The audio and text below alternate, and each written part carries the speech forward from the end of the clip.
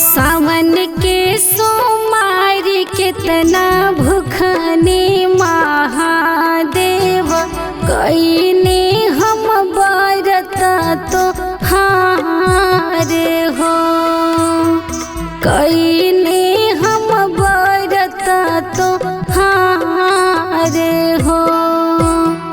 तब जाके मिलले हो सुंदर दुल्हवा हो, निमा